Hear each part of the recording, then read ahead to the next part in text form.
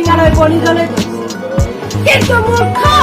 তোৰ মনৰ আশা মই কেতিয়াও পূৰণ হবলৈ নিদিওঁ আস্তিক মুনিয়ে চৰাই বেগ ধৰি তোমাৰ সকলো গতিবিধি লক্ষ্য কৰি আছে মই আহিলো আই আস্তিক কচোন খৰাগৰৰ টিঙাত কি দেখিলি আই 14খন টিঙাতে সমানে শিৱৰ নাম হৰ বম বম ধ্বনিৰে সকলোকে মুখৰিত কৰিছে কাৰো মুখত বিষাদৰ ভাৱ নাই আই আনৰ কথা বাদেই দিও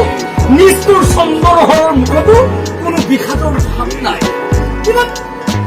চেষ্টা কৰিব আপুনি সদাগৰক সৰ্বনাশ কৰিব নোৱাৰিলে মই বৰ আচৰিত হৈছো আস্তিক এডাল ল'ৰাৰ সুখ মানুহে পাহৰিব অথচ তেনেস্থলত চন্দ্ৰধৰ অলৰথ শিৱৰ ওপৰত ইমান অবিচলিত বিশ্বাস মই যে দেৱ সমাজত পৃথিৱীত জানো অন দেৱীৰ দৰে মোৰ পূজাৰ প্ৰচলন নহব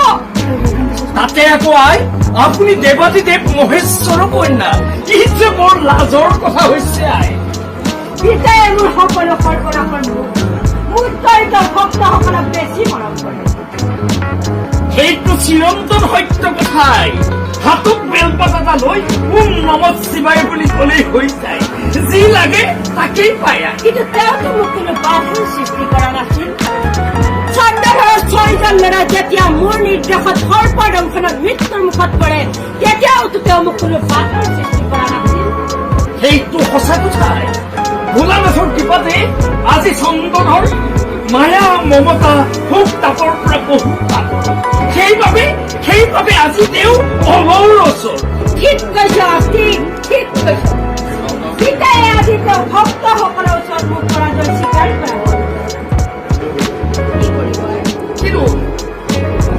কি কৰিব আই ভোলানাথৰ বিৰুদ্ধে যোৱাৰ একো উপায় নাই কি কৰিব আই ভোলানাথৰ ইচ্ছাৰ বিৰুদ্ধে যোৱা একো উপায় নাই কিন্তু ময়ো তেওঁ কম জেদি ছোৱালী নহয় ময়ো সহজতে এৰি দিয়া বিধৰ ছোৱালী নহয় মই মোৰ প্ৰতিজ্ঞা পূৰণ কৰিহে এৰিম পৃথিৱীত মনসা পূজাৰ প্ৰচলন হবই লাগিব স্বয়ং মহাদেৱ যদি ৰুষ্ট হয় হওক চাই লওঁ তেওঁ কন্যা মনসাই কেনেকৈ চন্দ্ৰধৰ